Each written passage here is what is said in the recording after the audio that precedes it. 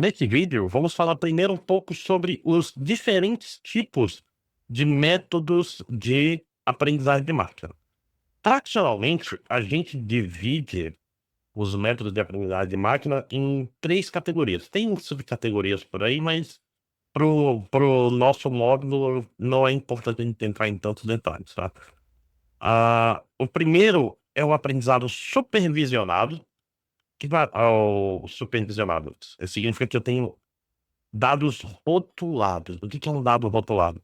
Eu tenho um exemplo, mas além do exemplo, além da minha entrada, eu tenho um rótulo que eu quero aprender. Então, por exemplo, se eu estou querendo classificar e-mail como spam ou não spam, se eu quiser fazer isso de forma supervisionada, eu entrego para ele um conjunto de e-mails, e para cada e-mail um rótulozinho diz: esse e-mail é spam, esse não é spam. Esse é spam, esse não é spam. Vamos dizer que eu quero fazer um preditor de valor de criptomoeda. Não existe isso. Porque criptomoeda é doido. Mentira.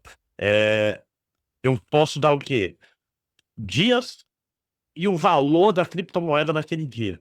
Então, os dados sobre os dias, os dados que eu vou usar para prever, vão ser minha entrada, e os rótulos vão ser o valor daquela criptomoeda naquele dia específico. Isso é aprendizado supervisionado, porque ele é feito baseado nesses dados, ele tem a supervisão desses dados, certo? Os dados guiam o processo, os rótulos, principalmente. Esses rótulos podem ser rótulos humanos, que a gente chama de aprendizado supervisionado simplesmente, e pode ser, inclusive, se os dados são sintéticos ou se os rótulos são sintéticos, isso a gente chama de semi-supervisionado, tá bom?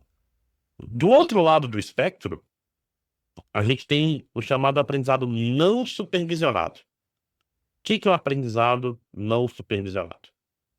O aprendizado não supervisionado, ele encontra padrões em dados não rotulados. Então, ele mesmo, você dá um monte de dados para ele vê quais dados são parecidos com quais e quais dados são diferentes dos outros. Então, ele é muito mais para eu entender agrupamentos e fazer exploração de dado e ver contraste entre dados sem eu ter rótulos reais. Isso aqui é muito útil, tá, gente? Isso aqui parece um negócio não tão útil. Eu vou mostrar mais para frente alguns exemplos, mas a aprendizagem não supervisionada, ela tem uma grande vantagem que eu não preciso de dados rotulados. Que, que, que vantagem é essa, professor? Ter dado rotulado é caro, gente. Se eu hoje quiser fazer um filtro de spam, eu vou ter que em algum lugar achar o filtro de spam rotulado na mão, os e-mails rotulados na mão. Se eu não tiver, eu vou ter que fazer na mão. Se eu quero fazer usando sempre os exemplos da aula, um negócio que diz se a transação é fraudulenta ou não, eu preciso ter uma base de transações que foram manualmente faladas, essa foi ok, essa foi fraude. Mesmo, e tem que ser feito com muito cuidado, porque exemplos que estão rotulados errado, eles atrapalham o aprendizado do modelo de aprendizagem de máquina. E isso é palha. A gente não quer que isso aconteça. E o terceiro tipo, que a gente vai ver aqui, é aprendizado por reforço. O aprendizado por reforço, ele é mais agêntico. A ideia é, eu tenho um espaço de ações possível e o meu modelo vai tentar fazer alguma coisa. E tem um método, um modelo, um algoritmo que dá reforço positivo se essa ação for boa, ou reforço negativo se essa ação for ruim. Aí tem um exemplo clássico aqui. Isso aqui vem de estudo de comportamento, né? Então, com animais funcionam com reforço. Você pode, por exemplo, quer adestrar o seu cachorro, você pode fazer isso com reforço positivo. Que é o quê? Toda vez que você fala senta, ele senta, você dá um carinho nele, você dá um petisquinho, isso é aprendizado por reforço. Você reforça as ações positivas e você dá sinais negativos para as ações erradas, certo? Professor, como é que funciona isso aqui? Jogo. Os modelos que jogam xadrez, os mais modernos, jogam Go, jogam Super Mario, StarCraft, todos esses são feitos com aprendizagem por reforço. Carro autônomo, que é um negócio que ainda não chegamos no ponto que eu gostaria. Eu não quero dirigir, eu quero botar no Google Maps e ligar o YouTube e esquecer do mundo. Nunca vai acontecer. Mentira, um dia vai, mas vai demorar muito. O carro autônomo, ele é treinado por aprendizagem por reforço. Por quê? Ele tem, os comandos são acelera, freia, esquerda e direita. E ele ganha reforço positivo quando ele tá no caminho certo, quando ele não atropela ninguém, e toda vez que ele capota, ele recebe reforço negativo. Outro exemplo, LLMs como a ChatGPT, elas têm um passo que é treinamento por reforço, que é uma parada muito louca. Porque primeiro ela é treinada para responder corretamente, e depois ela é treinada para responder de forma mais agradável. Então, é treinado um modelo primeiro que, dado duas respostas, ele diz qual que é preferível. As duas são corretas, mas, por exemplo, uma é mais educada e outra é mais mal educada. Ele é treinado para toda vez que a ChatGPT der uma resposta, ele verifica se ela é boa ou ruim. E aí é por isso que ela é treinada, ela tem esses modelos, eles têm um problema que a gente chama de psicofantia. É um modelo psicofântico. O que é um psicofantas? É um cara que sempre diz exatamente o que você quer ouvir, né? Ele não fala a verdade, ele não te critica. Por quê? Porque no treinamento dele, respostas que eram menos adversariais recebiam reforço positivo, enquanto respostas que eram ríspidas, falavam que você está errado, falavam, não, não fala bobagem, recebiam reforço negativo, tá? Isso acabou gerando. No momento, isso é um problema não trivial de resolver.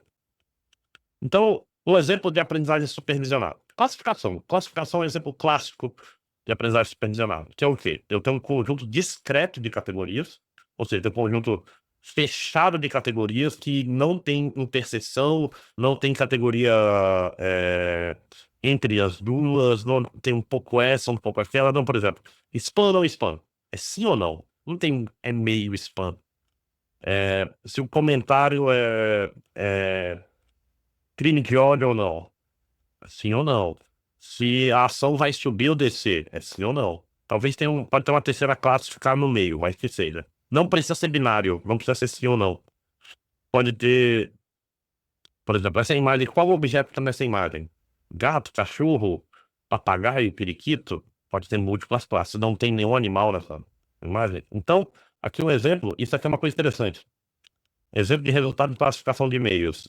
Geralmente se espera algo assim que é o que a gente chama de dados desbalanceados. Por que dados desbalanceados? Porque a grande maioria dos e-mails que a gente recebe, se tudo está dando certo, são e-mails que não são spam, e uma minoria é spam.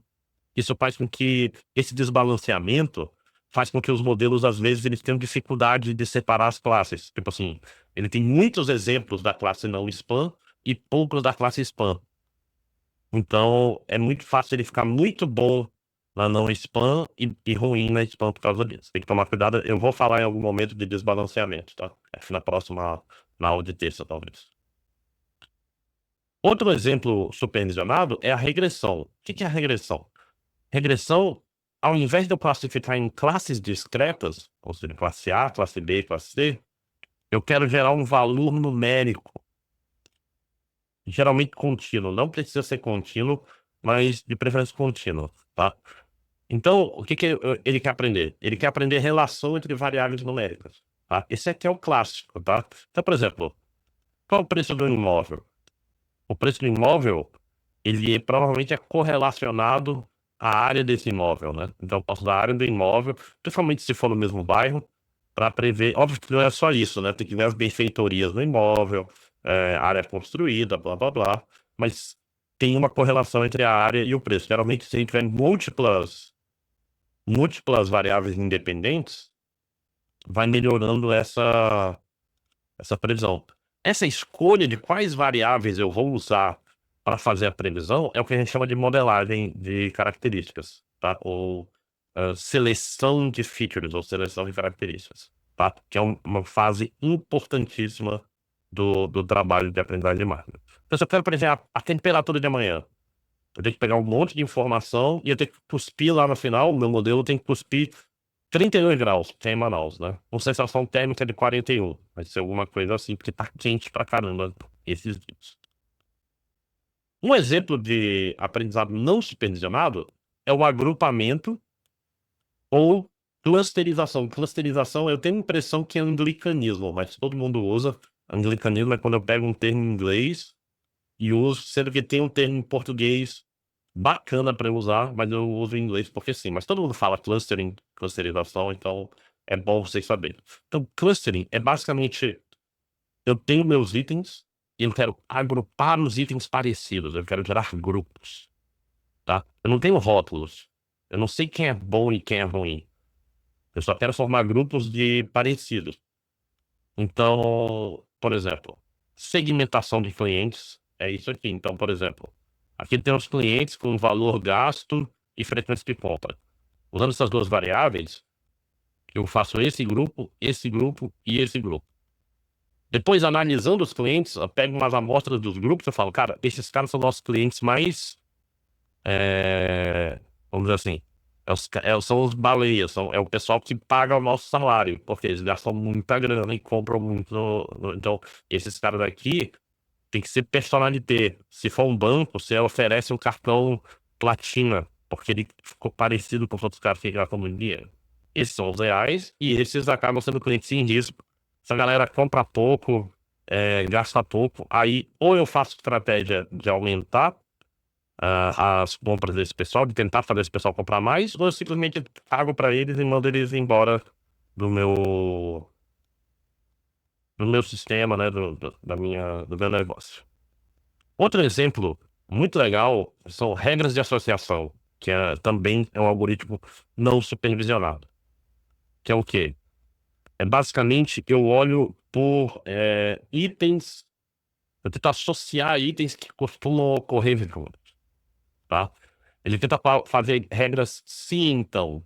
Então, se isso, então isso. Se isso serve para. Então, eu dou uma base com um monte de ocorrências e ele tenta procurar ocorrências que, quando acontece isso, também acontece isso, tá? O clássico do clássico é a análise de cesta de compras, que é do supermercado. Tá aqui do lado do exemplo bonitinho, ó. Se, geralmente, quem compra pão e quem compra leite tem uma boa chance de comprar manteiga também. Como é que você descobre isso? Você vai fazendo análise de recibo do supermercado. Você vê, é, geralmente, quando compra o leite, qual é a chance de ter comprado esses dois? E quando compra esses dois, qual é a chance de ter comprado leite? Os dois se usa e tem um algoritmo chamado a priori, tem outros também, que tu usa para extrair essas regras. Quando isso daqui entrou na moda, sei lá, nos anos 2000, você chega numas conclusões muito loucas. Como, por exemplo, o achavam em vários lugares, nos Estados Unidos, se não me engano, que fazia sentido colocar cerveja do lado da fralda. As pessoas perguntam, por quê colocar cerveja do lado da fralda? Porque geralmente, principalmente nos primeiros meses, quando a mãe tá de resguardo e muito é normal em famílias ok o pai fazer as compras e comprar a fralda. Aí você bota a cerveja lá do lado, porque o pai já tá lá, já tá sem dormir mesmo, aí aproveita e compra uma cerveja pra ele também. Outro exemplo clássico também é no lugar assim, onde tem a vodka, você bota umas camisinhas lá, sei lá por quê, né? Aí, deixa a explicação para vocês. Então, geralmente, quando a gente fala de regra de associação, a gente está falando de duas coisas. Suporte, que é tão comum é, acontecer esse e esse, tipo assim, se costuma os três aparecerem juntos muito, tem um suporte alto. E a confiança é a força desse sim, então. Se todo, quanto mais manteiga aparecer junto com esses dois, mais forte é a regra, certo? E tem o lift, que é quanto mais a presença desse cara, aumenta a presença desse. Então, quanto maior o lift, tipo assim, todo mundo que compra um celular novo compra uma capinha. Então, pô, Tá dando alta aqui, então eu tenho que já tentar empurrar a capinha, porque a chance do cara comprar é pouco, tá? E no próximo vídeo, a gente vai falar do pipeline de machine learning. Então, não percam. Até lá.